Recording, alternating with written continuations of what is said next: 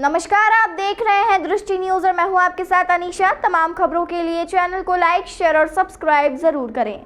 आज दोपहर शाम में मौसम एकदम बदल गया।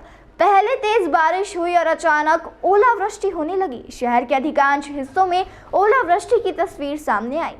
बता दें कि आसपास के ग्रामीण क्षेत्रों में ओलावृष्टि शहर के मुकाबले ज्यादा हुई है।